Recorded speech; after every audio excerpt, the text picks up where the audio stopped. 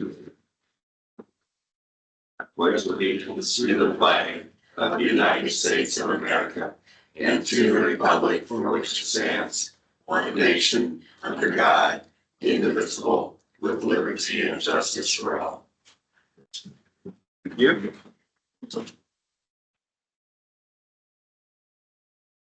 Okay, welcome everybody. I'd like a motion to approve the agenda as presented.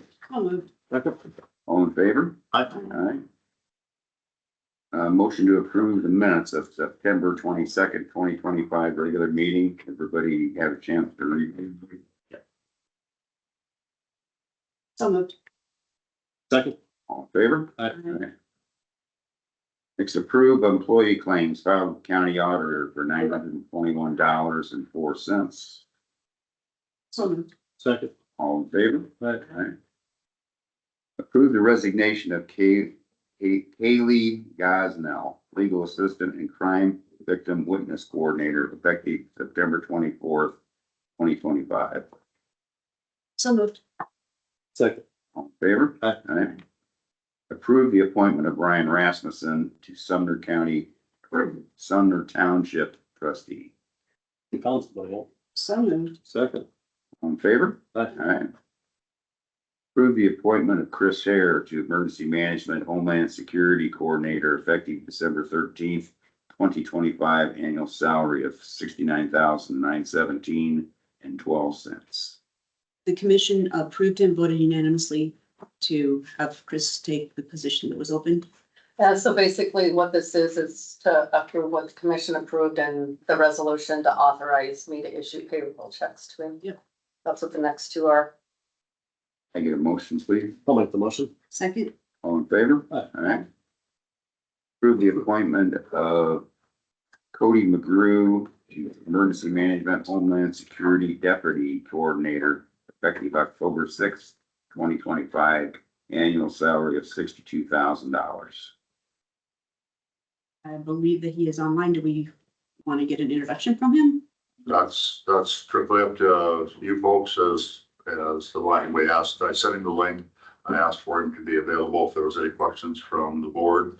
We're actually scheduled to onboard him a week from today on October 6th. So we'll get a chance to bring him around and do that and make sure that we get everybody introduced right away. But we're excited, I think, as a commission. I think we've got a really good hire here, good man. I don't know if he wants to say anything. I won't put him on the spot, but whatever along the way, whatever questions you may have. He has a real good background with military and stuff, so. If I could get a motion to approve this and vote on it, and then let's have him speak to us for a moment. Yes, sir.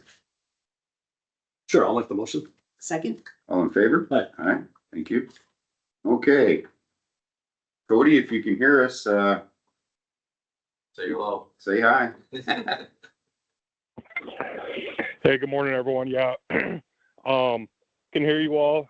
Thanks for the time and the introduction. Yeah, I made it from California. I've drove the last couple of days. I'm up here in Decorah at my parents' house. And yeah, just really looking forward to starting the job and getting around to meet everyone and hopefully helping out the entire county team there. Yeah, good morning to everyone and looking forward to joining the team. Thank you. Thank you. We will look forward to working with you. Thank you, Cody. Appreciate you taking the time. Next, approve the resignation of Bob Gilson, Secondary Roads Seasonal Mower Technician, effective September 26th, 2025. So moved. Second. All in favor? Aye. All right. Next, items for discussion, place on file the following manure management plans. Jack and David Enterprises, Spring Creek Township, Section 2. Buckwash 3, Washington Township, Section 3. I would make the motion to set the manure management plans. Second. All in favor? Aye. Thank you. We're all ahead of schedule. We have. We can go over that the K- K-9 check. Now let's do that one. So the sheriff's office submitted a claim for the purchase of a K-9 that this coming weekend, Scott, that Ryan's going up there? Yes, well, yeah, it'll be actually the 6th, they'll be up there.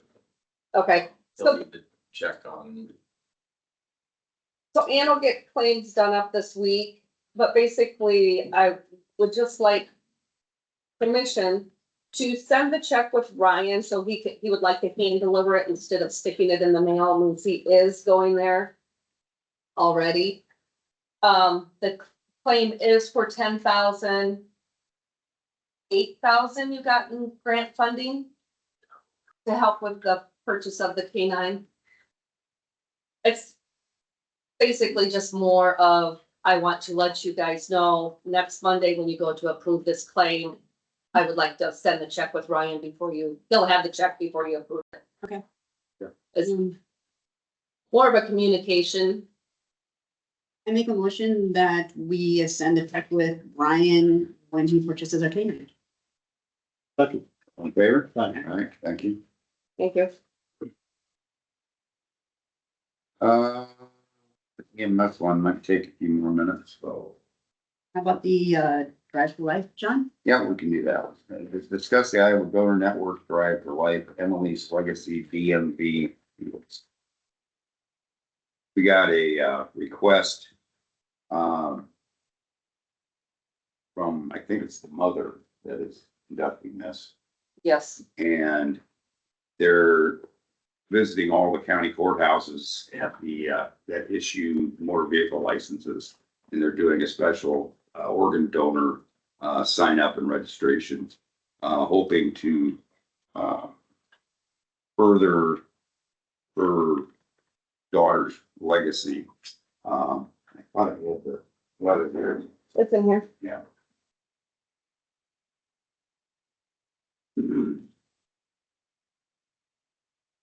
They would like to set up Tuesday, October 14th from 9:30 to 11:30. So we just need to find a place to set her if you guys approve it. But ideally, probably a table out in the hallway right outside the treasurer's office would be the best, location. And that way they catch people as they're coming by. But I think sounds like a really worthwhile project, and they've got a whole schedule of different, county courthouses that they're gonna be making appearances at.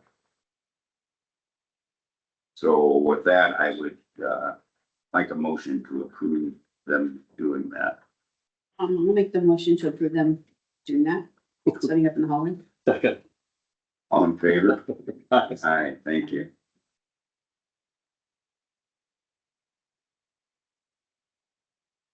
Or you could go over any updates on meetings that you guys attended the past week.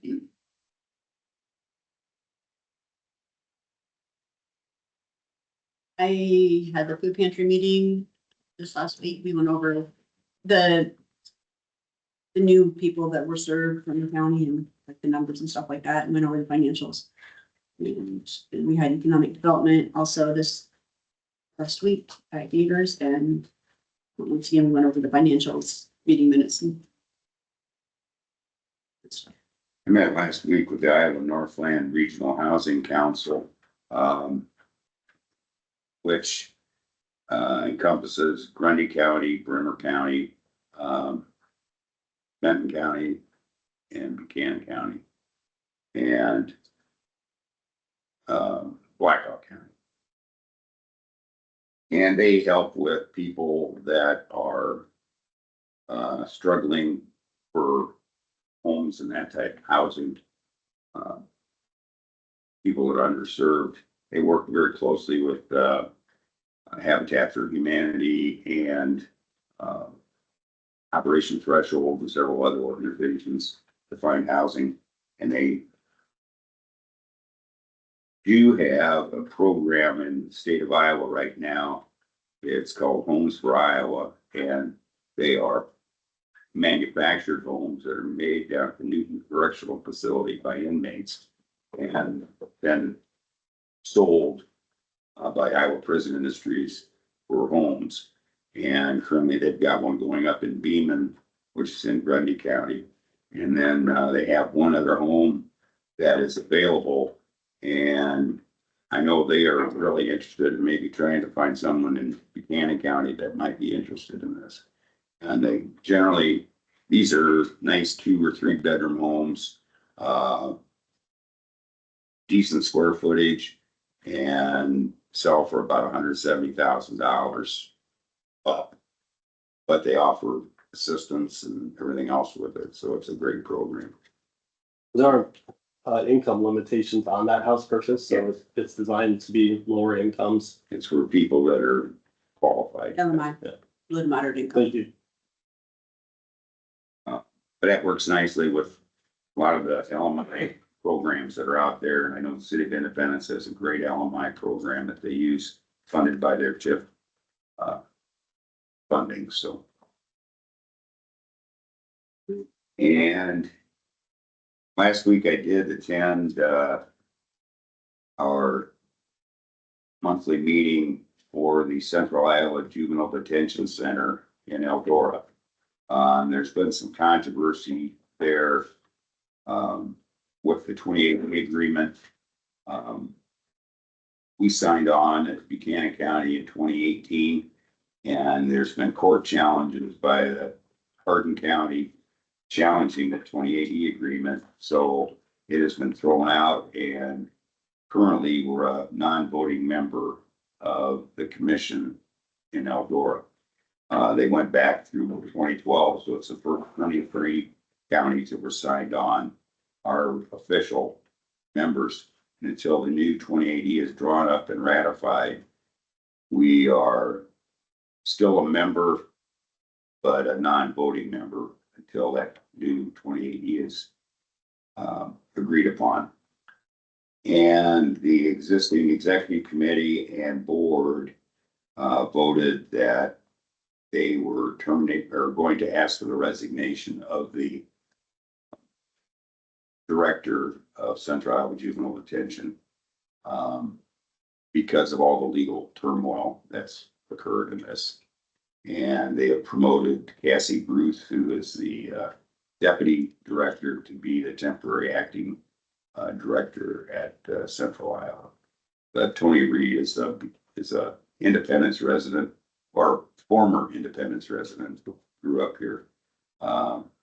Great young guy. I hate to see him leave. He's been there over 30 years, but it's unfortunate for him, but you have rules to play by, and sometimes those things don't work out. So I know I'm personally gonna miss him, but and a lot of people on the board will. That's the biggest updates I've got. Did you have anything else, Keith? I did. Yeah, go ahead. That'll last longer than 2 minutes. Yeah, because we have, the principal, Cynthia Phillips, or I'm sorry, superintendent of the Independence Community School did present on the upcoming bond issue at, economic development. And the presentation was a really good presentation. You can find that online at this, on the school's website. There is also on the food pantry, I just wanted to bring it out that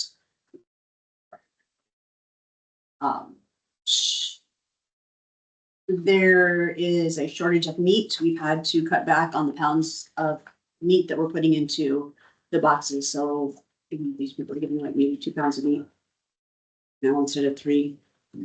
So if anybody has any, we had to spend $4,000 out of the coffer to purchase meat to even give them that. So if anybody wants to donate at the, I'm sorry, certain the food pantry would really appreciate it.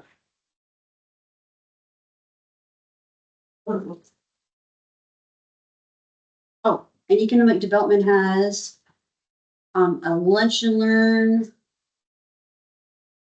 on October 8th at Heartland Acres Event Center. And it's learning how to beat burnout with Molly Mackey. The event is from 11 to 1 and lunch is provided. What's that for? Economic development's lunch and learn. We do one every month or two. Hate to interrupt, but it's 9:15. I need a motion to open the public hearing for the Beachy zoning request. I'll make the motion. Second. All in favor? Aye. Aye. We're now in public hearing.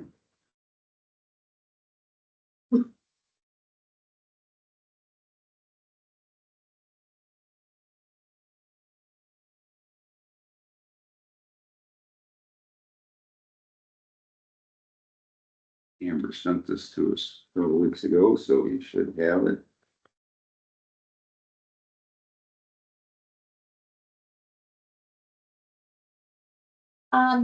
So this request was placed, in front of the PNZ a couple months ago. So the original request actually took farther north. And that ground had higher CSR and there was a neighbor, that had high concern, which is, prompted, I guess, the rezoning request to shift to a different location. So this request is located in section 21 of Hazelton Township. The original request was to rezone 2 acres from A1 to R3 residential. After Vernon did some measurements on his own, he decided to decrease the request down to 1 acre. I left the images as the 2 acres, just so you could see what the original proposal was. But again, he is reducing it down to 1. I discussed with him that he could keep it at the 2, but only build on the 1. And that was nothing that he wanted to proceed with. He still wanted to keep it at the 1 acre. CSR is 100% 51 CSR. This location is not located in the floodplain, but as you can see across the road, it is located in the 100 and 500 year across. As far as septic and well, so the septic system is going to have to be installed. Excuse me. And then as far as well water, the neighbor to across, so basically from the east side, they did discuss the potential of getting rural water out there. That is very expensive, and they talked about splitting the cost, or the other option was to pull from the neighbor to the north, and draw a water line down to the school. Or again, they have their option of drilling a new well. We had the neighbors that were notified. Nobody had any questions or concerns on this location, and Vernon does own the parcel of which it's being rezoned to, and then the land to the south as well. That's all I have for the request. Any questions?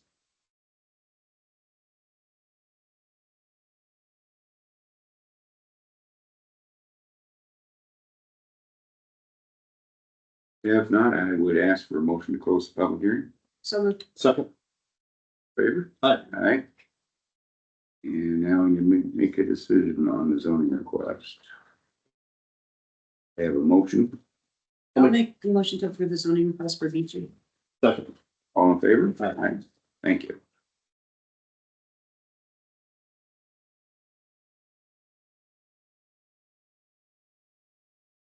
Yeah, I'll try to do a couple updates here, I guess. See, yeah, go ahead.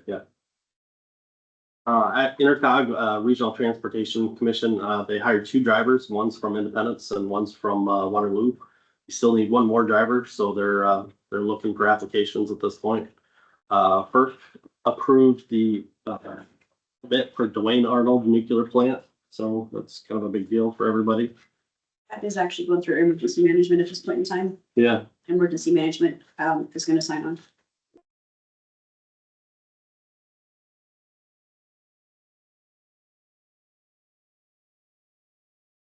Intercog, they did a bunch of statute updates and things like that. One of the things that came up with the Board of Adjustments, minimum threshold for variances.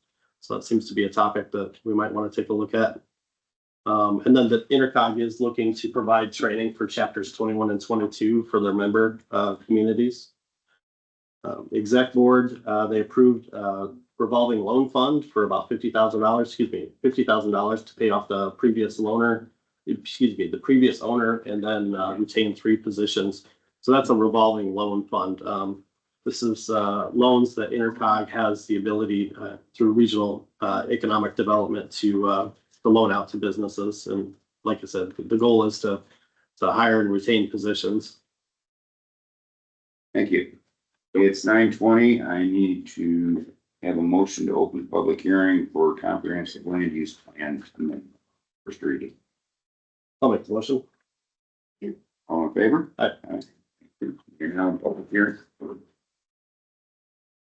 I have some clerical issues with some of this. Yeah.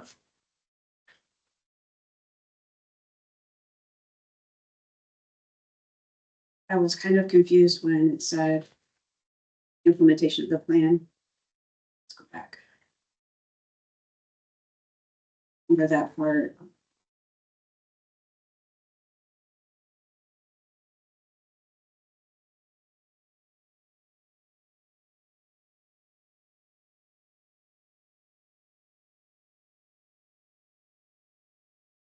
Said the task force was selected by the board of supervisors and zoning administration, which it was, to include the planning and zoning commission, the board of adjustments, various county officials, the soil conservation commission, the staff, the extension office, county engineer, the zoning administrator, the board of supervisors, and other persons interested. I think we just only had I think that statement is wrong because we only had the planning and zoning board do this. So we've added a whole bunch of people that really weren't participating. I guess what I would like to have is I would like to have the language cleaned up, and I would like to have a, like when we originally approved the first plan, and then like a timeline of the plans and that have been approved to be put in with this or to be added to it. Okay. Am I saying that? Is there a better way to say that, Wendy? I think you got it through, yeah. Historical. Thank you. Of what? All. Thank you. John, as I read that, that is in reference to June and July of 2025, when the task force went through that. I don't think it pertains to the commission that looked at it That for task- this revision. The task force, we did not have anybody, we didn't have county soil conservation on that task force. But I think this paragraph that you're referring to refers to 2005 when it was originally done. Okay, but that's gonna be confusing to somebody that doesn't realize it was done in 2005. It's inaccurate. Yeah, adding in the historical context might help clear that up. But I agree.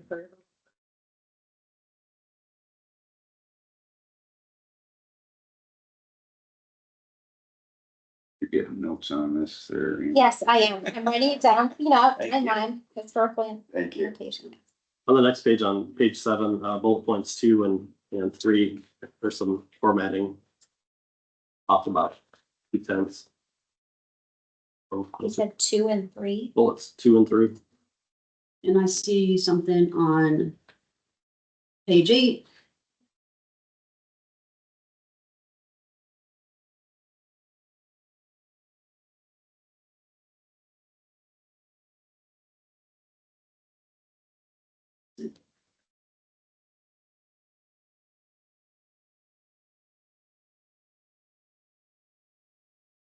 It's down there.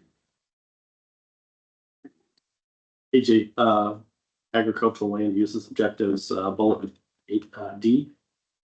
It describes serving the present, the future needs. I think you meant to say like serving the present and future needs. Which page is that on, Keith? Page 8.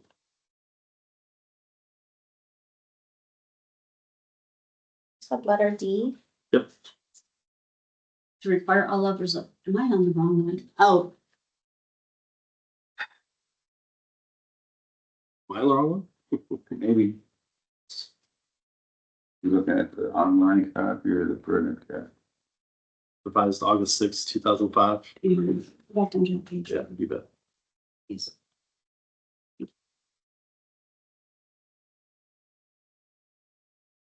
Okay, it's under agriculture land uses.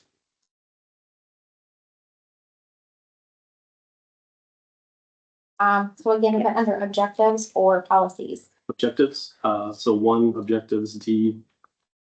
You want that to say what? I think it says and serving the present, the future needs. I think there's some wordsmithing that you wanted to do And the there. future needs. Probably.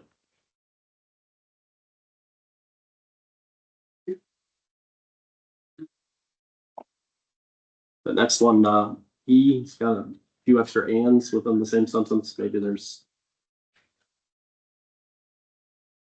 Public, we need to have it Yeah. cleaned up. I agree.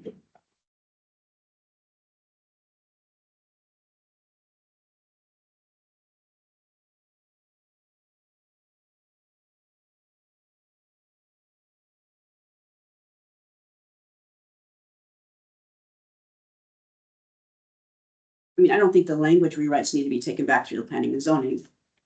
Because it's not changing the context, it's changing, it's adding ands and words that are missing and, So far, yeah, exactly. yeah. Under policies.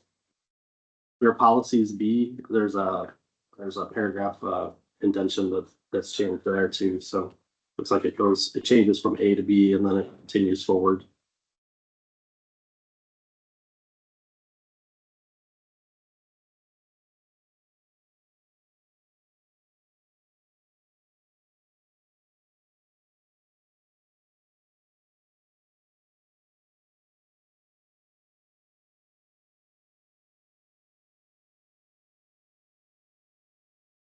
So how do you want that changed? But whatever you do it consistently, I'm sure you'll come up with something, but I think there'd be more, less referring to from where the Roman numeral is, or where the letter is, how far it's indented.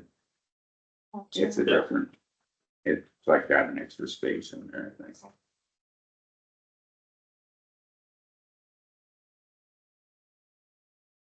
There's a couple rules that stand out all through here. yeah, the next page on page 8, changes again at I.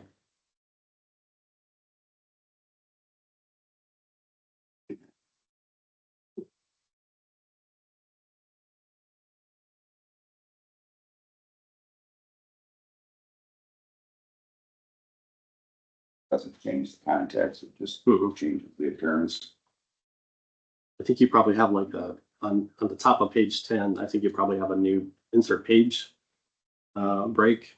And I don't know, you might be able to get rid of that one, get rid of all the space on page 9. If it's in Word, if you get a control squiggly, you should be able to find it. Well, I guess I flipped it to page 10 because it goes on to a different section. Sure, fair enough. If you wanted, I could move it and No, then if that's your style, go for it. Yeah, change. I just figured it's faster for reference. yeah, that makes sense. Um, On B, it says to no rezone. oh, did I miss that? Thank you. It doesn't make sense to no rezone A1 agricultural district land to residential districts. Is it supposed to be not, or is it supposed to be, is no not supposed to be there? What page was that? I don't- That's on page 10, Yeah, thanks for it. under B. Right. Yeah, it is. Thank you. Page 10, there at that bold policies, there's a comma after the colon.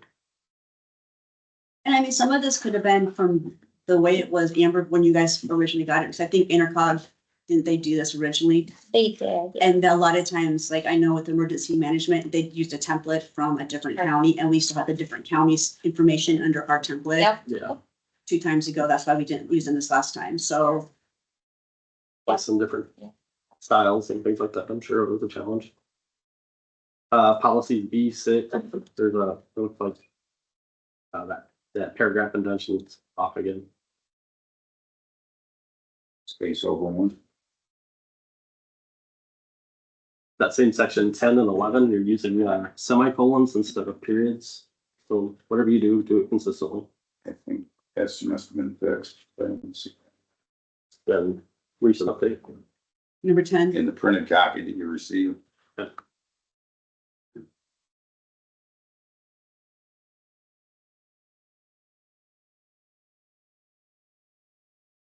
well, the printed copy should have came from the Word document, John. Yeah, it should have all done the same. You can't have different versions of something running around, otherwise you get. It's right on here.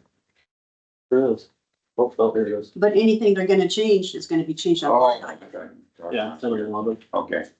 Very in. Gotcha. Thank you. It's-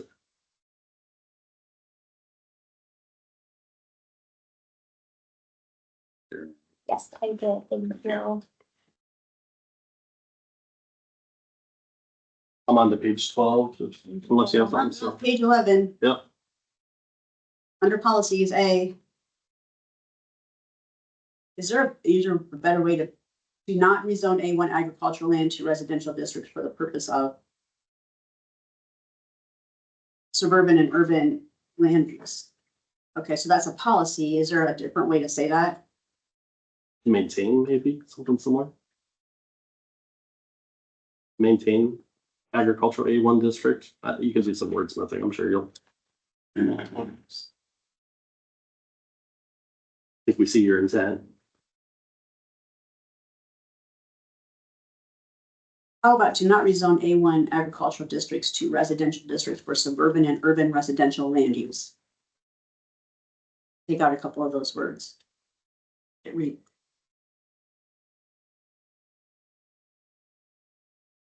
Okay, so it will state to not rezone A1 agricultural district land to residential districts to suburban and urban residential land use. For suburban and urban residential.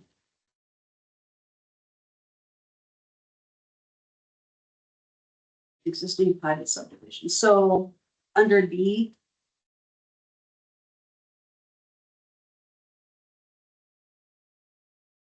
Should that be subdivisions instead of subdivision?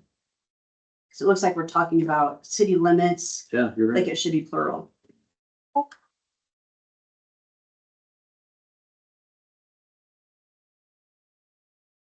What if, may I make a suggestion and you guys?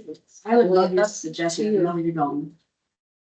If there's all these little minor clerical corrections that you question or maybe think need cleaned up, would it be possible that you highlight it in red or yellow and send the corrections to Amber for her to review? I'm only saying that because this is a 72-page document. And we Right. could be here for quite some time going through all of I it. tell you what, why don't we send it back down and have Cody and Amber review it and then they can represent it Yeah. with the clerical, with the updated Yeah, clerical stuff. definitely let her know what you're, I'm not gonna go through this document word by word when, that should have been the secretary's job, was to go through this word by word and read it and make sure there were no grammatical errors. There's I a, got to like page 12 and got frustrated. there's a couple style changes in there too, and clearly it's a combination of two different documents, and either style's fine, just.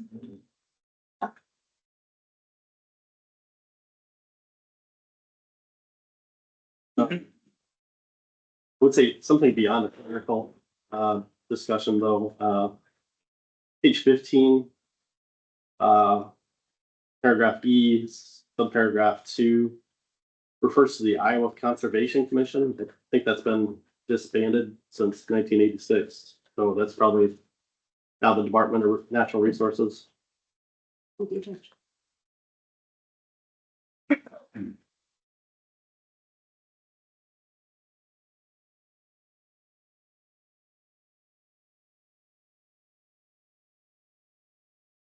Okay, Did you have there's no more anything? comments. I'll ask for a motion to close the public hearing. I do have one more, I think maybe just a point of clarification, page 18. Paragraph B, the paragraph 3 refers to the county health department. I think that would probably be your department, environmental health department. So maybe just some clarification, so they're not reaching out to public health instead of you.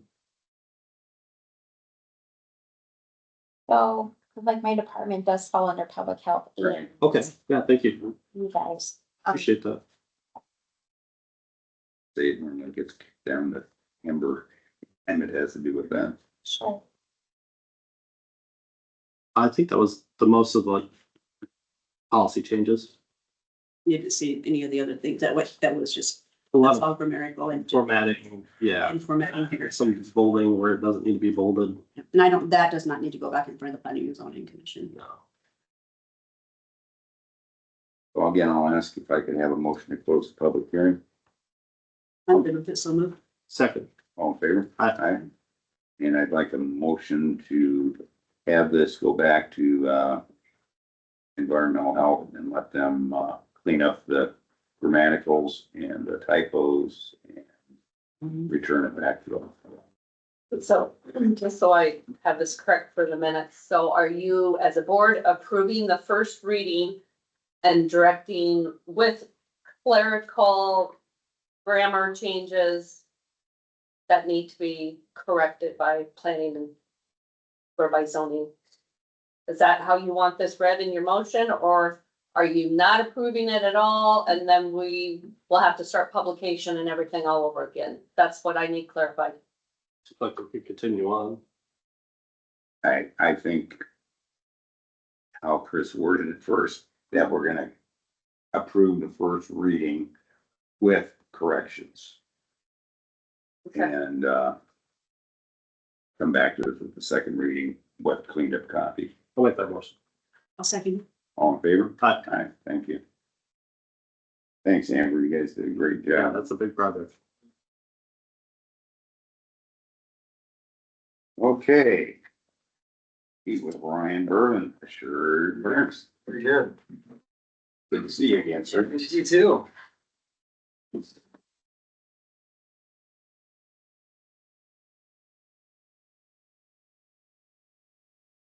Good morning. hey, Brian. Well, you said we'd see you. You What's that? said we'd see you again here pretty quick. Yeah, I feel like I was just here. Time is. Okay, so from our last meeting, not a lot has changed from a reporting aspect and kind of how your health plan is performing. It's very similar, with just a couple more months of updated data. But from our last meeting, it was requested that we look at a 6-month renewal so we could get your health plan to match your fiscal year, which would be a 7/1, also your dental and vision, some other benefits. So we have some of those numbers to look at. So if you go past the proposal cover, there's a table of contents. We have 9 tabs. They're all listed out. You go to the last page before tab 1, it will have your renewal forecast. And essentially everything non-medical, dental, vision, life, voluntary life, accident, critical illness, they're all in rate guarantees, or your dental and vision will renew in July. Your medical is a 1.86, and that's based off expected plan costs. You're still funding to your overall right before tab 1. Yeah. There. So your reserve is still growing. We're running well underneath expected. Last year was a historically good year. This year is still a very good year. And that's why the reserve just keeps going up, because if we hit expected plan costs, that's where our reserve will basically balance out.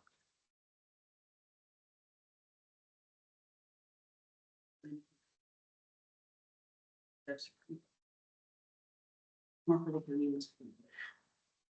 As far as yeah, that's not going to change your reserve because you're still putting in the same premium amounts. It's just who's paying for what, whether it's the employer or the county, but you're still making those same contributions into the account. Okay. Tab 1, this is just a review of last year's renewal by line of coverage. So your medical last year, the renewal was a 0.92% renewal from Walmart. So very good renewal. Again, you came off an historically good year. We're under 2% for this year. Prudent RX was added last year, and that was an additional layer that kind of funnels all of your specialty medications to one vendor, which is Prudent RX. As a part of the PBM reform that we talked about last time when I was here, we can no longer force or incentivize someone to use a certain vendor for specialty drugs. And so that's going to have to go away. So you'll be able to get specialty medications, but now it's going to cost members money. With using this vendor, there is no cost to the membership. So that does have an impact and cost on the health plan. And we talked about that. It's about $170 per member per year increase in overall costs for the health plan annually. Dental was a 2% renewal, vision just over 1%. We moved from Guardian to Reliance on the life insurance and saved 76% on those rates. That was a old policy that I had taken over from the prior consulting firm.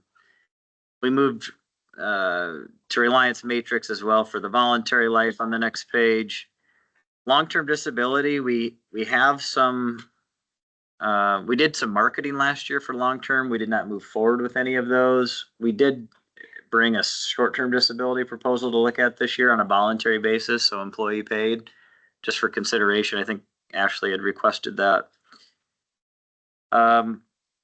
Worksite benefits, and then the Cobra, our agency, we pay for that administration for your group. So that's taken care of on our end. Tab 2 is our agency compensation and fee disclosure statement. So this is going to review by line of coverage on page 3 of 8, how our agency is paid by line of coverage. If you flipped it, or excuse me, page 3 of 7, if you flip to that page, we'll have the medical, the group term life, and the voluntary life. The reason you do not see the dental and vision are because ISAC is actually the employer of record.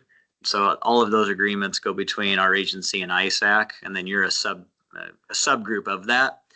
There is one proposed change to the medical. I've not had a fee increase since I took over 4 years ago for your group. It's always been 34. I'm proposing 36 for next year, which is about a 6% increase.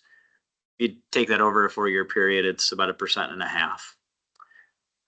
Our costs are going up, and we have to pass some increases on to clients. I think it's a fair proposed increase. Certainly, it's always up for conversation. But this is very in line with what I'm proposing for other municipalities that I work with. Everybody's costs are going up. Yeah, I've not had an increase for a number of years, so I like to keep it around 3 to 4%, but I'm proposing a 6%.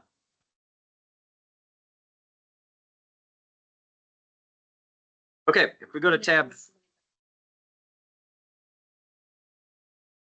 And that comes out of our health insurance plan. Yeah, If anybody was wondering what. that's about what it is. Yep. Thanks, Chris, for. Okay, there's a lot of reporting data, and a lot of this is going to be similar in tab 3 to what we reviewed a couple months ago. And so just due to time, we're just going to hit on the most important points in this report, and there's page numbers in the bottom right-hand corner. So page 2, this is going to compare yourself to your prior data over a 3-year period. So current year looking back 3, we're also going to compare your group to the Walmart book of business, which is about 1 million members. So it's very credible data. Page 3, this is kind of the plan performance overview page. The current allowed amount for your group on a per member per year basis was $8,900, which was a 20% decrease from the prior period. This is off a gross claim basis, not net of stop loss. The prior year, Wellmark reimbursed your group a tremendous amount in stop loss reimbursements. That's not reflective in this report. This report is off the gross. So regardless, we look really good year over year. Not many health plans are seeing a negative number on these reports. However, we're still up from the benchmark of almost 20%. Now, this benchmark is a little bit misleading because we're comparing ourselves to private sector groups. We should be comparing ourselves to other cities and counties. Sometimes Walmart does that. For some reason, they didn't do it here with this report. We would be much closer to the benchmark if we were comparing to our peers. But you'll see pharmacies down, which is phenomenal. Specialty medications are down year over year, looking back over the last 2 years. Inpatient, outpatient, the only increase in utilization was on the office side of things. And that's the one area where it's not a bad thing to see an increase in utilization. You'll see your totals on that graph on the bottom right-hand corner. Again, the prior year at over $11,000 on an allowed amount was incredibly high. This has dropped down now to $8,900 with a benchmark at 75.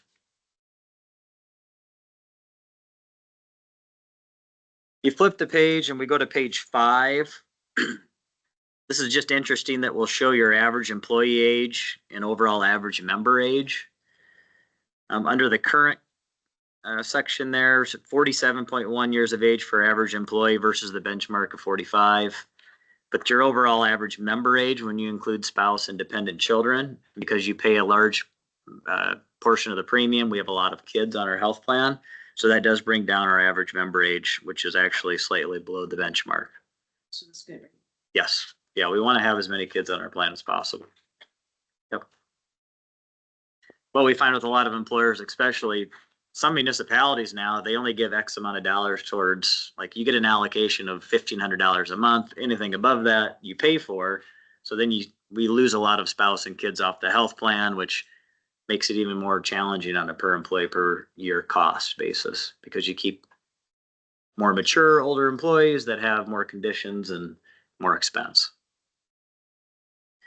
If you flip the page and we look at page 6, you can see the split between employee, spouse, and dependents.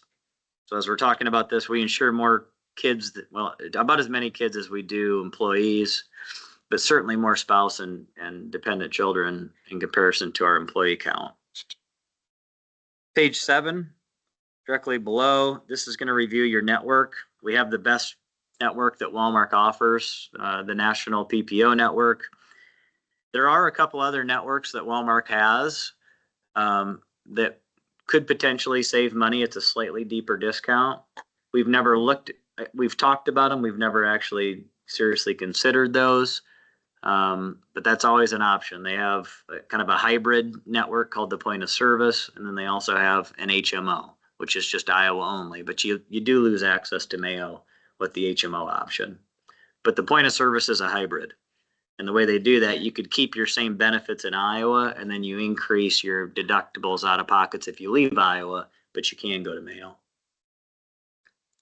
So we've not done that because your reserve has gone up so dramatically with the changes that we have made. But, you know, at some point we're going to catch up to our premiums, and you'll have some levers to pull that can save money. All right, I'm going to flip back to page 10. And what this report shows, this graph in the upper left-hand corner, the small graph, member paid versus plan paid. So for every $1 of claim that's paid, you can see what percent is paid in the dark blue by the actual county versus the light blue by the employee. So over 90% of every $1 is paid by your health fund. Less than 10% is paid by the member's deductible, copay, and out-of-pocket maximum expense. The benchmark for cities and counties is 90%, so you're right there. We're benchmarking to private sector groups. So we're You're right at, even kids with other counties. yeah, so our plan design, the way it's set up is really benchmarking well with other peer groups. All right, we're going to go all the way back to pharmacy and top providers, page 26. Page 26 will show your top 10 facilities at the top 10 practitioners at the bottom.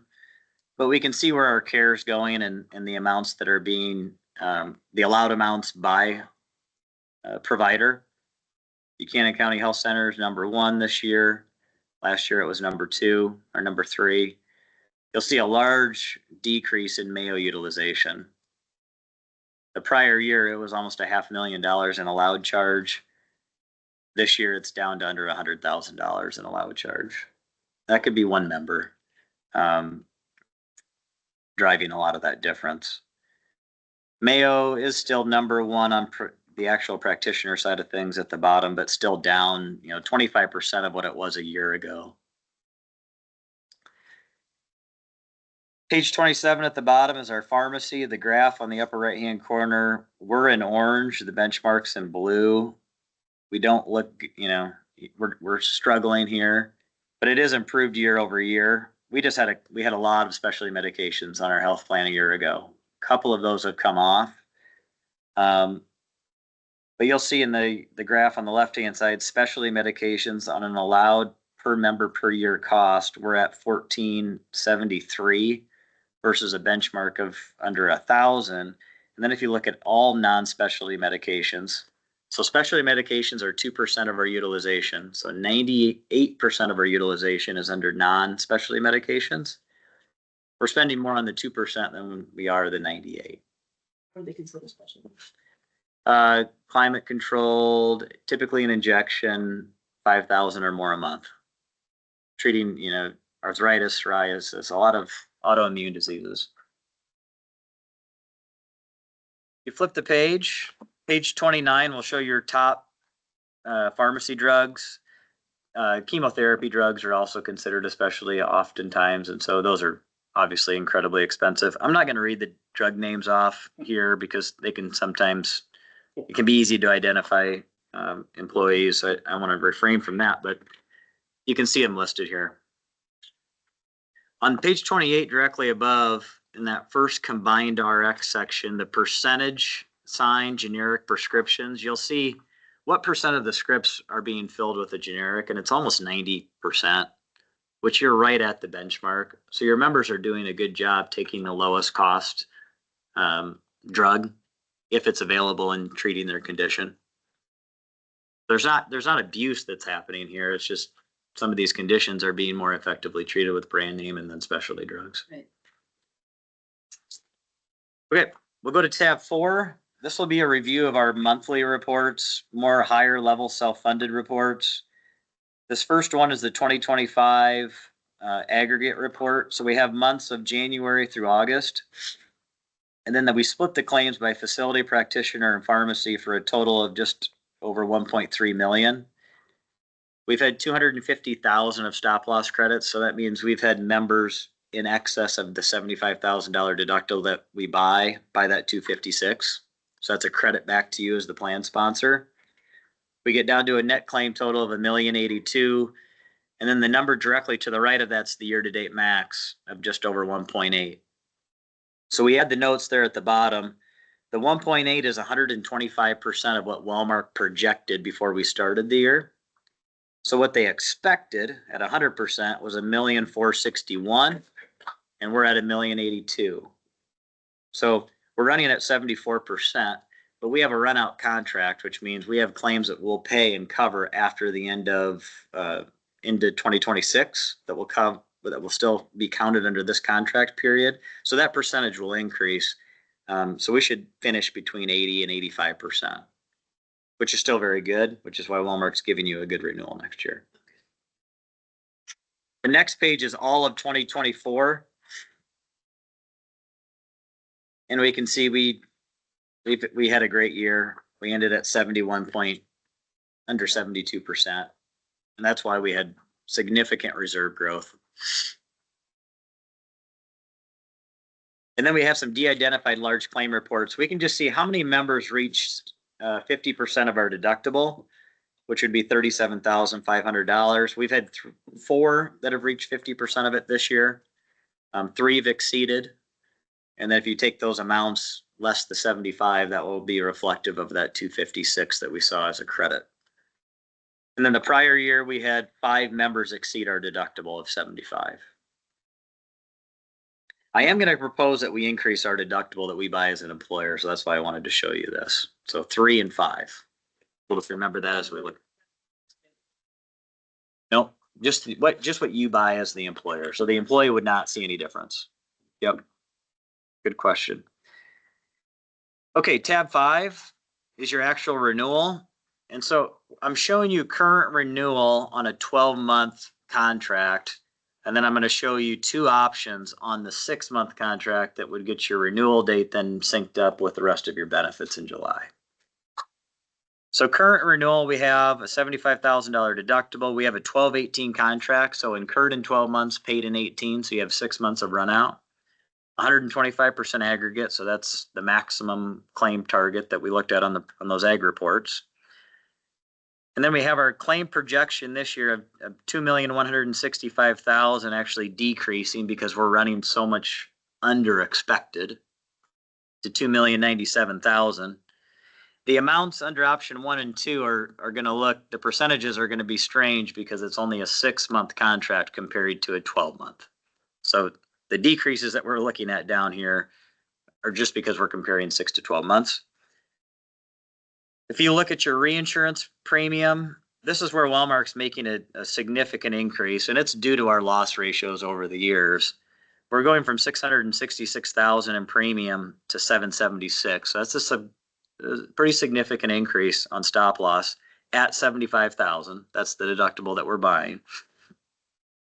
And then you can see the administration fees, very minor increases. The health administration went up just under $2. And then the network access fee went up about $1.50, just based on where our utilization is taking place. And then the consultant fee change of $2, less the credit that we get as a pharmacy rebate. And that's just a guess. That $291 We have no idea what that's going to be next year. I took the average of the last 4 quarters. So I kept it the same from current to renewal on both options. So your expected plan cost is that 1.86% renewal. I like option 2 if we want to get to our July renewal. Option 2 increases our deductible as an employer to $85,000. So it's a $10,000 additional risk, but we're saving. If you really, what you want to compare here is option 1 to option 2 as far as premiums is concerned. It's about a $45,000 savings over 6 months, so $90,000 annually, which means we have to have 9 people exceed 85,000 to lose. So this year we've had 3, last year we had 5. It would take 9 to actually spend more by increasing our deductible. So I think that's a good trade. I think that's a good risk to take. I think you'll probably save $40,000 to $50,000 by increasing our deductible. That takes it from 75 up to 85. Yep. If we decide after a year or 2 to decrease it back down as possible too, I mean, it'll cost us. Yeah, typically you don't go down. So typically you can stay where you're at or go up. Groups, I've never actually seen a group go down. And sometimes carriers will not allow you to step back down. I've never actually tried it with Walmart, but again, good question. I've just never done that. But typically what we see groups is you increase your deductible over time to keep your fixed costs in line. And with your reserve where it's at, we have very adequate funds to take on some more risk. So I would recommend option 2. That would get us to a July renewal. So I will be back again here in 3 to 4 months to go through another renewal, maybe 5 months. As far as open enrollment is concerned, what I would recommend this year for January is we do a passive open enrollment, which means employees do not have to, if they're not going to make any changes, they wouldn't have to do anything for open enrollment. If they want to make a change, we would still allow that. And then we'd have a true open enrollment in May for a July renewal. And that would be our typical cadence then moving forward. Like that. Yes, we talked about that too, and, but employees who have flex, they would have to re-elect on a 6-month basis. I assume you were gonna mention that. But. Yeah, we'll get there. So we're going to do a short plan year for flex too, I think is kind of what everyone wants to do. And so folks will elect from January through June, and we'll just take 50% of the max flex election that's allowed. And then we'll do the true open enrollment for July. Well, they'll have an annual election for flex and then every other benefit. So this time will be a little funky. It's a So little December will be passive enrollment, but those who have flex will have to just do half of that rate or whatever they want to elect, but the most is half. And Yep. then come July 2026, we'll have a true, well, in May. And then after that, it'll be every July. So it follows our budget and our fiscal year schedule. How many do we actually have? You have quite a few. Yeah, About half of your employees, we I have think, probably. 121 active employees for insurance. That's not our total employee amount, but that would be about for insurance. I think we have almost 60 using flex, maybe, Yeah. roughly. I could run a report on that Yeah. and see, but there is a lot. Yeah. It's gonna be pre-tax eligible. So nothing that you have to make a motion on today, but I think option 2 would be my recommendation. And you can see there at the bottom, I also included your contributions, so you can compare what you're putting into your fund versus your projected expense. So based on our current premiums shown there with your enrollment, $1,360,000, essentially we're funding right to expected plan cost. So if you compare the expected cost to the funded amount, those numbers are about a match. But remember, we've ran significantly under expected, which is why your reserve goes up.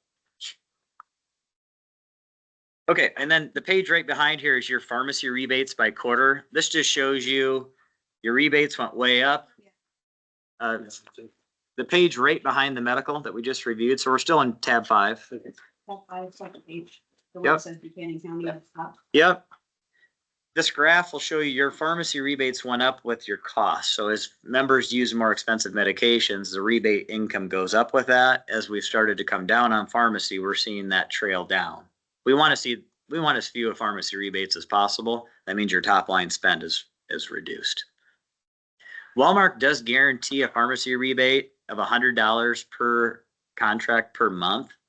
We've always been better off taking the actual rebates received because our pharmacy spend has been so high.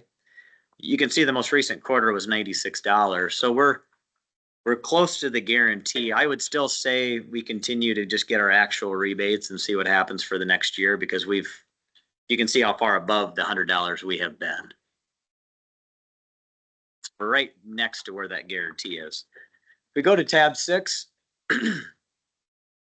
this will just be a review of your dental and vision. And again, these policies will renew in July through ISAC that will then match up with your medical. You have $1,000 annual max benefit for dental. You have $1,000 ortho. It's 2-tier rates, and the county pays a majority of the premium, at least 50% or greater. And you can see the employee amounts listed down there at the bottom under the premium section for EE. $20 a month and then $38.46. So on the annual, on the deductible, the annual max benefit of $1,000, does teeth cleaning go against that? Yep. Well, not anymore. We added a provision called Checkup Plus, which allows your teeth cleanings to not reduce your annual maximum. Most dental plans do. ISAC added an additional benefit called, and it's the footnotes there at the very bottom.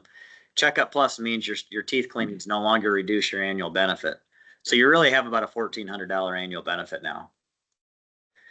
Yeah, that was a nice addition that just got added last year. And there was no cost impact. We didn't pass any of that on to the counties.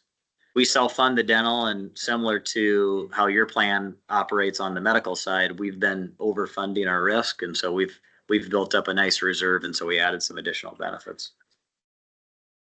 The next page shows all the dental plans offered through ISAC. Again, you have plan 2, your rates are shown there boxed in red. Plan 3 and plan 4 are enhanced plans over what you have today, but the premiums do go up.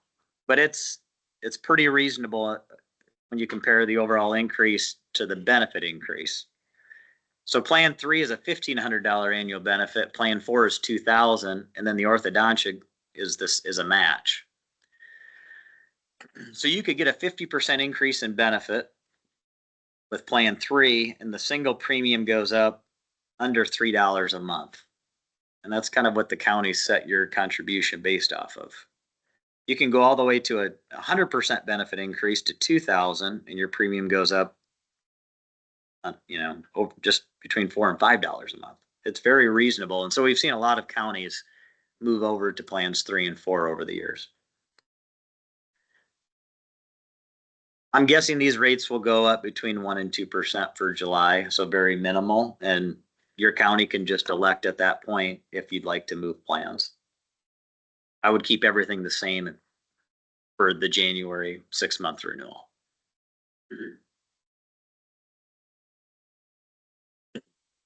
The next page is your vision. This is in a rate guarantee. So just a review, you have the best plan that we offer through Avisus with ISAC. It's a $10 exam copay and then $150 allowance for frames every 2 years, contacts every year. Also, many of the lens enhancements are covered in full. And you'll see that on the next page. This is 100% voluntary, so employees pay this 100% of the premium. The next page, you'll see your plan on the right-hand side. We may offer a 200 plan for July, and if we do, you'll have the option that you can move to that if that's offered, but it'll look and feel exactly like your plan does today. We may just increase the contacts and frame allowance. But you can see under the lens options, most of those are no charge. Same with the progressive lenses. Okay, if we go to tab 7, your life insurance, this is just a review. We have a $15,000 death benefit for all active full-time employees, 121 employees, like Ashley said, that are currently eligible. That number at the top of $1,700 is the total expense annually for the county. This is that policy where Alliance was 75% less than the incumbent. Next page is your voluntary life. So employees can apply for additional life insurance at open enrollment. we can allow this for January, but we'll have this as an active open enrollment for July, where they'll go through Employee Navigator and they can see based on their age and how much they'd like to purchase, what that cost would be on a per paycheck basis. And if you have many people that are on the voluntary line. Yeah, I don't know the exact number, but yes. And then this last proposal, we've included a voluntary short-term disability option.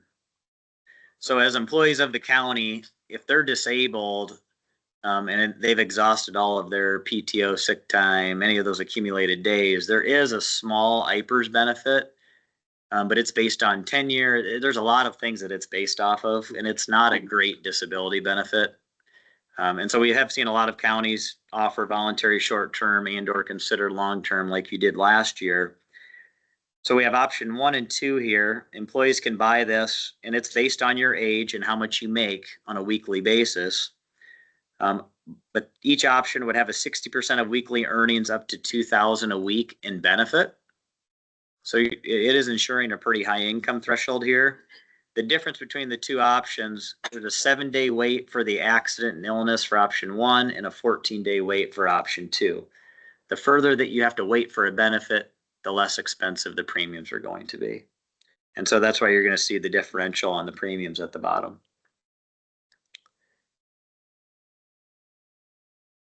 We do need 10% of employees to take coverage to bind this. So we would need at least 15 roughly employees to buy this, which I think we would probably see.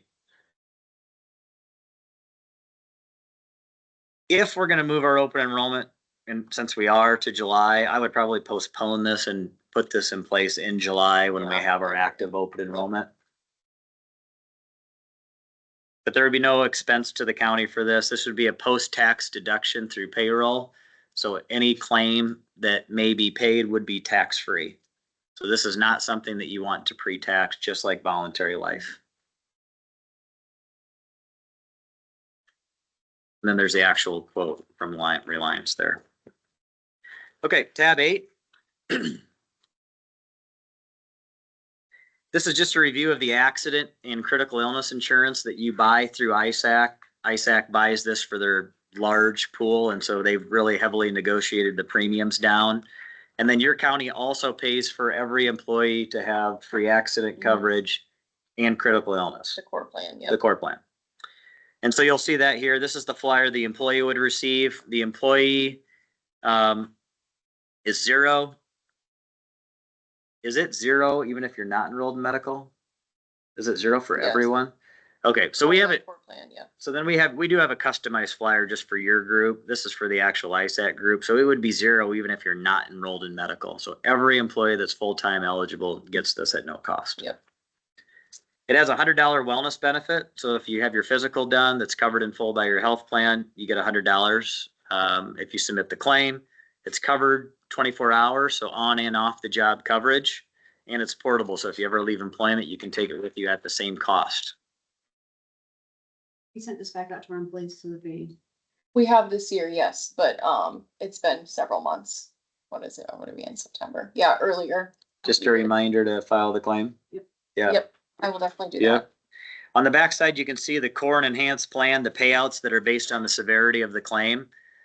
It also includes a sports accident benefit. So if you have kids and they're covered and they get injured in the event of a sporting accident, you add an additional 25% to this. So this has been, we have about 2,900 employees covered under this exact policy. We have thousands of claims go through this every year. It's been very successful. So it was nice that you kind of, even though you're not a part of the health pool with ISAC, your employees are getting all of the same benefits on the life and or the accident and critical illness. I would encourage them to do their Physical. wellness, their physical. Yep. Yeah, it's a self-preventative. it's an inexpensive way for an employer to promote wellness and getting that physical. Yep. Okay, the critical illness is next.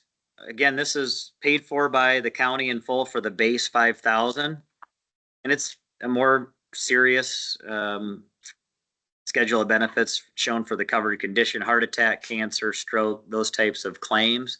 But it's a straight 5,000 back to the insured. So it does not coordinate with your health plan in any way.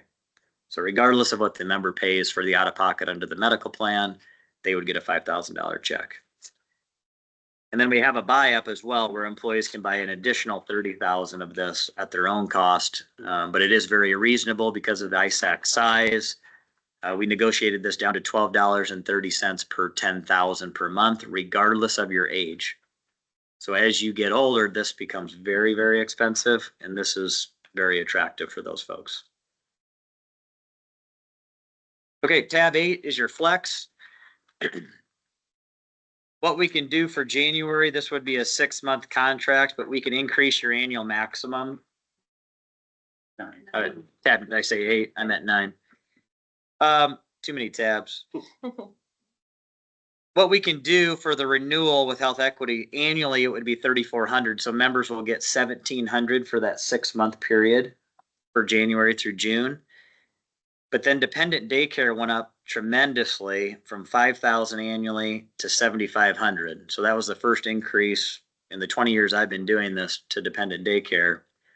So we can take that $7,500 and divide it by 2 as well for that 6-month period. And these are the employees' money. Yeah, it's a pre-tax deduction. Yep, and then they can use it tax-free. There's a small admin fee that the county pays for by not having to pay any FICA on whatever's put into these accounts.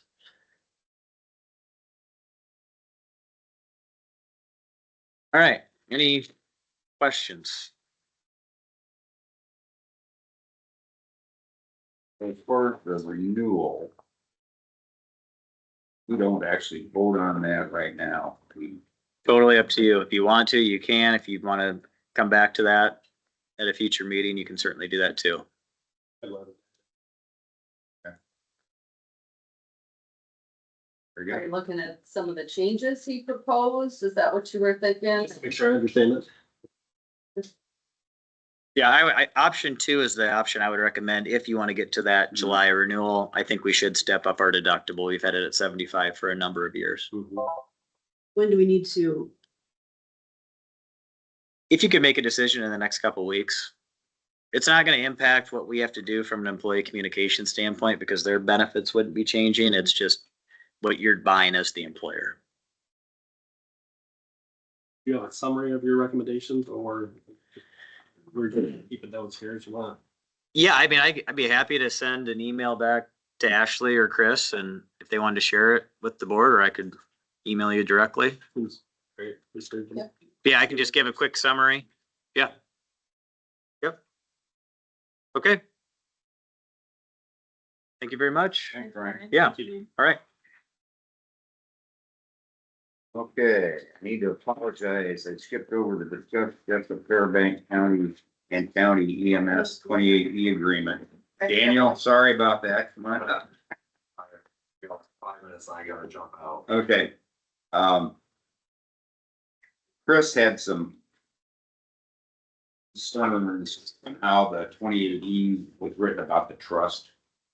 Because establishing an actual trust is going to be something we'll have to have an attorney probably draw up a trust. And we're wondering if that's a language issue that we could just modify that so it doesn't specifically say a trust. The whole intent was to get tax dollars paid by Fairbank or Jessup going to those. The trust is written into the law. That is part of it. Yeah, we can't get around that. Okay. That is in 422D. It says it has to go into an EMS trust fund. Okay. Yeah. So Chris has graciously offered to check with some of the other counties that have had to do this and find out exactly how they did it.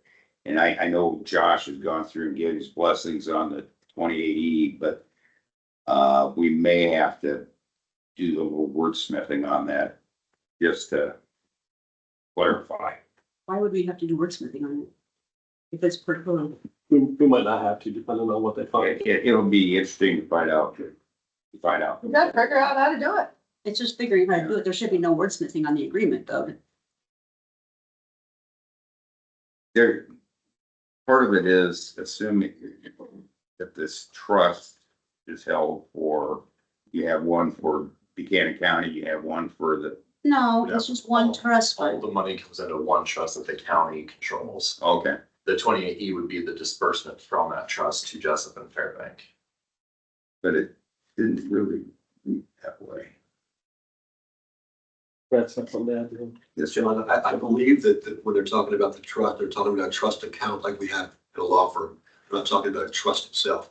So it's the title for It says trust fund. it's trust funds. It's like a bank account. So your bank account is in the name of the trust as opposed to, you know, that's the bucket that it's going into. Right. So I don't think you have to create a trust, but I mean, get your advice, but I think that's what they're talking about. Okay, and then the next one, Dan, I had, where it talks about the EMS service districts of Fairbank and Jessup shall be this is the funds, distributed to Fairbank and Jessup within 60 days of the county's receipt of the said funds. So when the treasurer gets in any taxes, once they've done their end of the month balance, then she apportions everything out. Do we necessarily need that? I don't know. From an EMS advisory standpoint, we don't care. As long as the money gets to Jessup and Fairbank that they should be getting. I mean, we're not lawyers, we're not accountants. As long as the money from Jessup and Fairbank gets back to Jessup and Fairbank in whatever way works for you and works for the cities, we're on board. I think the attorneys wrote them within 60 days though, so that the county didn't, so they were assured the county was not sitting on money. It was the reason why it was written in there. And I mean, we have plenty of time, you know, once she gets the funds in within 60 days, you said, well, she would send them out monthly, so. Yeah, all apportioning is done every single month except for the month of July. And July is not done only because we receive maybe a couple $100. Right. But otherwise, every single month, as soon as she balances, she apportions up to.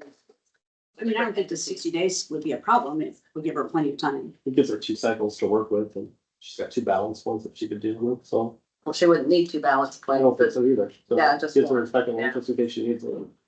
Okay, then my other question. With any payment of funds, the county shall provide a list of addresses in which the payments were received from, so that all the entities can confirm payment was from within the service areas of Fairbank and Jessup. Our financial system has no way of creating a report like that. That would be something Gina and I would have to track manually by every single parcel in that district. I'm just trying to figure out the reasoning behind it. I think my take on it was just to ensure that from a Jessup and Fairbank standpoint, that they know the money they're getting is all the money they should be getting, that they can go back and say, well, this address is in our district, but we didn't get funding from it. How, you know, I think it's more of an accountability, transparency thing from their standpoint. However, my opinion is that's covered by having the districts. If Well, the yeah. address Yeah. is within the ambulance district, well, that money should be going to that district. Mhm. But again, from our standpoint, as long as each district is getting the money they deserve, whatever system works best for the 3 entities, we're Yeah. gonna recommend. Okay. We just wanna make sure that it goes where it's supposed to go. Yeah, so basically kind of a Reader's Digest. Once, if this passes, then I have to set up 3 different taxing districts within our software. Within each district, every single parcel has to be coded to that district. And then the system calculates the taxes once the payment is made. That's all. It does everything automatically. So literally, I would have to pull all those parcels, put them in a spreadsheet with the addresses, then I'd have to go back in and look every time taxes are paid to see if that's up Fairbank, whomever. I don't know, I don't think any of that was in the original draft from last year. I'm assuming that's something that Heather, the city attorney for Fairbank and Jessup, had Okay. added in. I don't. The first time I guess it was just last week, so. Okay, right, so, following your logic through, so you would have to separate all that out and you would have to match this column over here with all the separate addresses, that dollar amount down here to what you came up with on your software. Wouldn't that be a good checks and balance anyway? It's all done in the software. So if I walk right over last week and paid my taxes, when they put that into the software, it matches up under my name into the parcels, okay? But the problem is, we do not have a report in the system that's going to run all of that, where we can send them a report that Henry Brown paid his, Sammy Smith did not. Do they have it internally, what they use that to run their tax sales and things? Yes, but not a report for the public. I mean, Gina can run a report on who's not paid their taxes. That's not the problem. It's breaking it down by district, by those specific districts.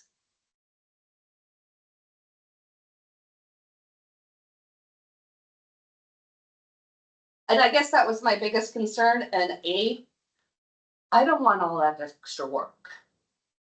If it's something they have to have, I'll figure it out. Just being blatantly honest, So am I. from an EMS advisory standpoint, does not matter to me. As long as the money gets where it needs to Yeah. go, it's between you guys and Heather. Okay. So whatever you guys can figure out to make that happen, we're gonna be on board with. I gotta jump out of here, but I have to go Yeah. help teach it, in East Buchanan, but we have to. We need to get this signed, because that is our biggest adversary in the Jessup area, is they want confirmation they're gonna get these funds. They want this signed before the vote, and I can't go guarantee that, I can't say that Yeah. until it's signed, so. That's my biggest thing, is whatever you guys can figure out, please do, because that's gonna help us pitch it to the Jessup area to know that their funds are guaranteed, or I shouldn't say guaranteed, it's not guaranteed, that their funds are secured with this 2080 prior to the vote. So however you guys make that happen. And I just hate to have this go back to the attorneys because it took us almost a year to get here, didn't it?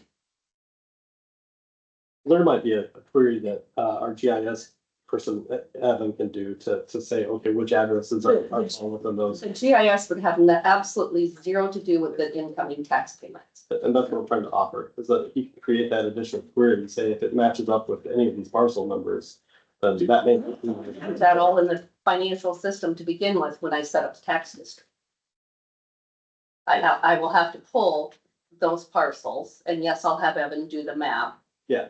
And to create that, and that's all fine, but that has nothing to do with when they make their payment. Or when they don't make their payment. But you can do that spatial query to identify which district that would fall within. But it doesn't, his system does not talk to the financial I agree. system. I So agree. that's what I'm trying to say. I mean, yes, he can get me all that information, which is gonna be fantastic. However, on the financial end, it will be absolutely zero help. No, it's gonna have to be an after the, you're right, Yes. so we have to query after the fact. Do we need to set up a meeting with Heather? I'm gonna tell you right now, it's good luck with that because Heather is also working for the county of Blackhawk as an assistant county attorney.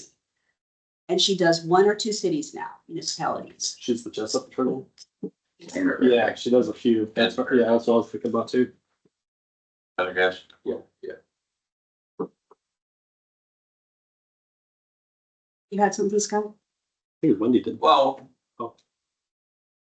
I guess the way it's set up and the way, in the districts or whatever, I guess if there's a question, of the city saying, hey, Jim Smith, is he paying into our district or other? Or whatever, I think that's easily retrievable after the fact. If there's a question that comes in.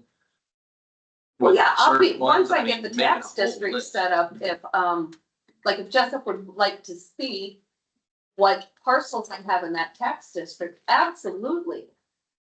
My point is tracking it once those landowners make payment without manually doing it, that's my concern. My thing be, I think that just needs to be explained to Heather, and if she's on board with that, then we can get rid of that language in there. Mhm. I just think. Problem is, with it being in writing like this, it has to be a formal change to that 2080 before we approve it. So Where exactly does that say it? think it's under the. It's an Article 2 under structure. And it's about 3/4 of the way down. It says with any payment of funds, and then it goes on. County shall provide a list of addresses the payments were received. Would we know the parcel number that those payments were received? Well, yeah, because it's. Why don't we just provide a parcel? They can So get, that's not what they're asking. They Then I can go would to be in the- violation of the Yes. 28E agreement. It's the individual list is the problem. Yeah. Instead of this district, this district, this district. Yeah. Thanks, Dan. Everything's. Be in touch. Sorry. Let you know. Delayed. There's some questions to work out, it sounds like. I don't know how to get to an adequate answer. I don't know. I just stating my concerns. I mean, and I truly would have stated my concerns earlier, but I didn't know this was, that you folks were working on all of this. we've been working on it for a year. I was not aware that you guys were working on this. I had no idea. I mean, which is perfectly okay. Any other discussion on that, or we're gonna take any action at this moment? No, thank you. Okay. I see Corey's here. We got through the board and commission updates. I did have one. Yeah, I have a couple, but it can wait. What's that? I have a couple of board and commission updates, but it can wait. So back to this agreement, are you gonna reach out to someone and then let me know when you want it back on the agenda, or what would you like done? Because quite obviously, it's important that it gets addressed and taken care of.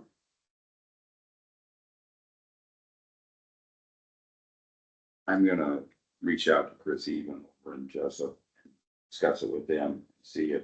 Why don't I just send an email to Heather directly and include Chris on it? Because otherwise you're playing telephone. We You're gonna better, reach out to Chris and then he's gonna have to turn around and reach out to Heather. If I just include both of them on the email, they both get the information and maybe it'll get done faster because I've been going back and forth with email change on this for too long. And Okay. knowing how slow and grinding that process is, let's try to expedite it. Okay. And I'm willing to do that. thank you. Just one thing, Bill Reedy was in this morning and they have scheduled the Pioneer Cemetery tour for November 1st at 8 AM. And I'm getting in touch with, Conservation to use their big van. And Keith, you've never had a chance to I'd go love on to that, see that. Yeah, thank you. What was the And- date again? November 1st. Thank you. At 8 AM. And generally what we do is have one of the county supervisors act as the driver. They have to because it is a county vehicle. Sure, I'm happy to do it. And it'll be the Pioneer Cemetery Commission and any citizens that would like to go on it also.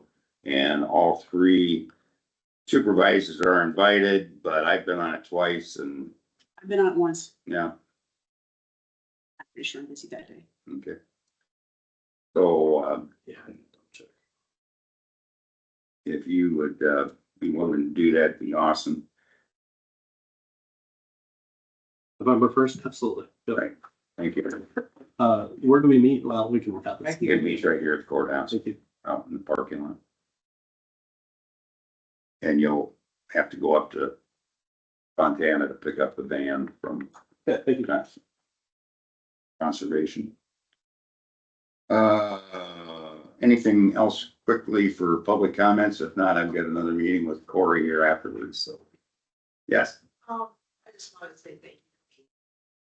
thank you. Thank you for being. I'm fine. Oh, good. Good. We appreciate that. And I wonder if the Beacon could be of assistance to Chris in this situation. Oh, I bet it could be. Not for tracking who paid taxes and who did. It's coded.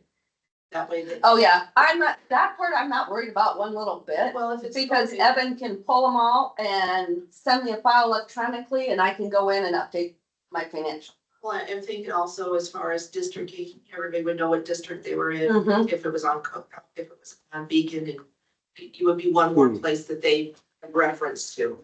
I hear you. That way, oh, my tax dollars are going to Jessup, or my tax dollars are going to, and it's visible. Cause Yeah, it's pretty handy the way it shows it on there. yes, it is, I've heard a lot of good comments on it. I've pointed people to it, so. Good. Any other public comment?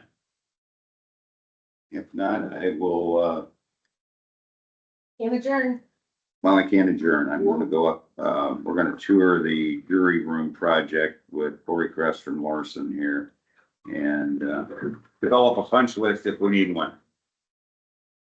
Thank you, everybody, for coming.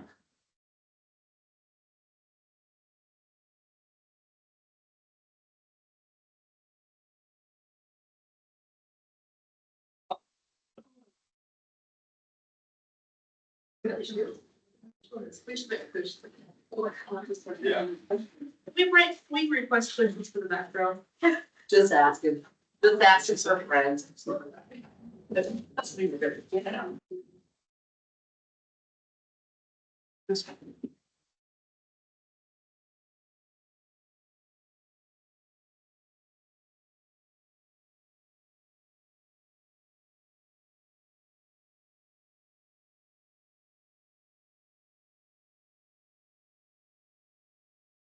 Okay, we are back from our tour of the jury room progress.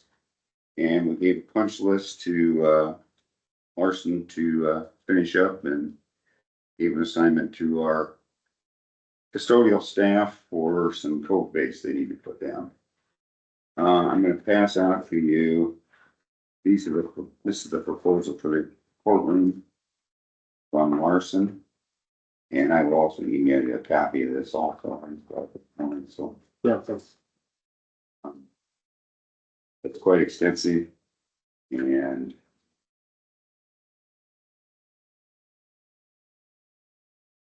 So, did he,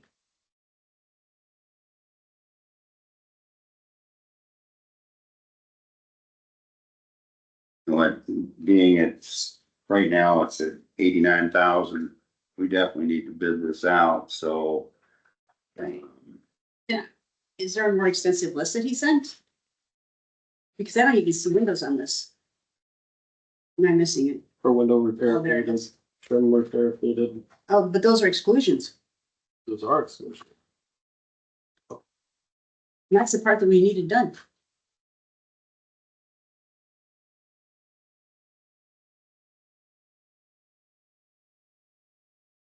So we're gonna have to, So I think this bid was basically for that gentleman that came in from Waterloo, Cedar Falls area, just for the acoustic work. Correct, I don't believe it includes replacing of the windows, because I think it was basically that gentleman that you met with for doing the acoustic work and not the window part. Right. And the acoustics is least of our concern. I mean, that's just gonna look shabby. That's not gonna. yeah, functional, it's still functioning. Well, I would suggest maybe getting a hold of Larson and have them include that, because if you're gonna have to bid it out, you might as well bid it all out at once instead of having to do two different bids. Get that included, and then I guess you guys can decide if you're gonna do it all for one, which would make more sense at being shut down instead of having to shut it down twice. I mean, those are the Right. things to think about. Right. Yeah, I'm gonna be brutally honest with you. As nice as it would be to have that new ceiling and everything in there, is that something we really need to do? For $90,000? No. No, I don't think it is.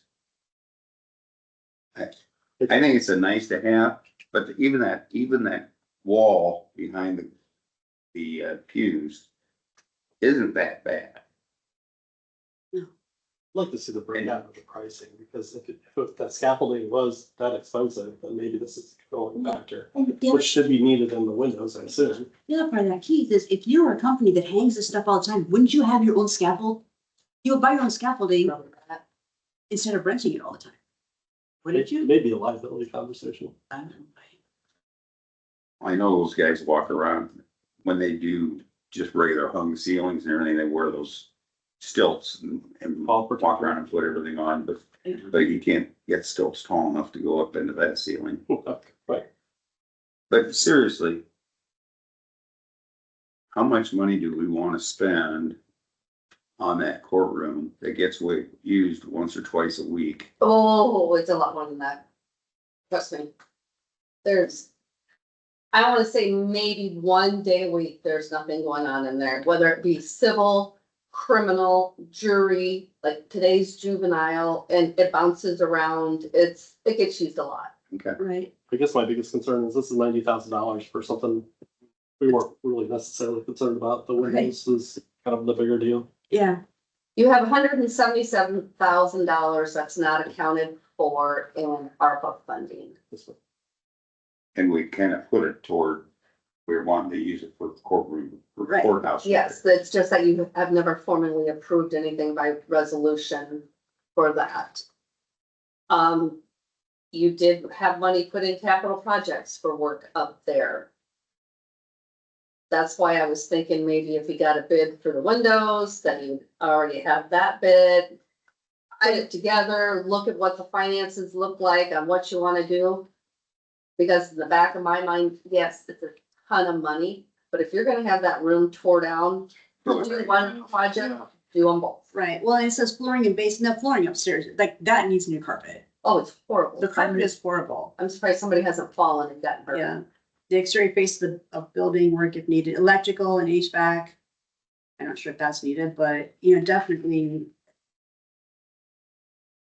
I'd like to see a better breakout. Well, it's totally unsafe up there, having those cords all stretched across the carpet and everything else. And the carpet in the back where the public comes in and out, it's just in Worn out, shreds. yeah. It's just wore out. I am not, yeah. I would like to see a better breakout, and I would like to see a better list of what's actually needed for repairs up there, so we can actually submit it out for bid to several contractors. Let's get the best bang for our dollar. I fully expected something way different from this. Yeah. And I mean, Doug Larson was up here along with Corey one time. In fact, were you up there with you when Doug was here? Maybe it just wasn't attached or something that they could have left out. But, What if we put this on the agenda for discussion next week? You guys ponder your thoughts on how you want to have it. Then a formal decision can be made on if you want to go with this. If you would like to get something regarding the windows, just more detail. Right. And then we can reach out to Corey and figure out how to put a bid together. You know how existing windows are. I wouldn't have any idea. Lyle, did Because maybe? they look like they were replacing something. I was gonna say 80s, 90s architecture, yeah. Yeah, I mean, it looks a lot newer than 1930. Or maybe just go up there and wander around and nitpick and figure out what all you want to get done up there and go from there. But, and I think we have that thing also. But we really need to put it on the He said if we needed help with the bidding process or anything like that, he would be willing to help us. I don't know if that means him contacting other contractors to come in or what. you know. Acting as a general and maybe taking bids for it, $2,000. The thing is, you're not gonna get it all done with one firm. It's gonna have to be We'll have some. several subs come in Yes. that specialize in certain things. So I like, really thought that's what we were getting. right, and so maybe you could have like, submit it out to bid to like MGA, well, have like just submit it out to bid. and Yeah, Martin Gardner, so architects, gotcha. they do, Um, like they do that. kind of Well, stuff. they did our inspection up there. Yeah, Or Josh, or Manchester, the ones that's done the other buildings. Demmer, Oh, Josh. Yeah. But I think the biggest thing is you guys need to make up your mind on what you want done. Like maybe a whole package and package A and package B. I don't know. I'm just throwing out ideas. Right. Well, it's been kicked down the road for what, 30 years, Yes. 4 years. Time to get something done. But as Yep. far as I'm concerned, ceiling is the bottom of my priority list. Yeah, that was the bottom of my priority list too, and I don't know how, all of a sudden it, we were meeting with somebody up there. But that's what happens. All right. Oh, cool. Anything else for the good of the cause? As I was talking about the Pioneer Cemetery, they do have an opening on the Pioneer Cemetery Board for another board member, so we'll be on the lookout for that. Oh, I still have one township. And one Or, project. yeah. And I got a couple names I haven't got a reply. Washington. Yeah. And the Pioneer Cemetery Board, they meet just about every month except for November, December, and February. But they do have occasional work days where they go out to some of these cemeteries and do some cleanup work and that type of thing. So it does involve a little bit of physical activity. But if anybody's interested in history, it's a pretty neat board. Yeah, I thought I found somebody, and if that person doesn't take it, then I've got a couple other ideas. So with that, if there's nothing else, I'll entertain a motion to adjourn. Second. All in favor? Okay. All right, thank you. Here's my letter. Oops.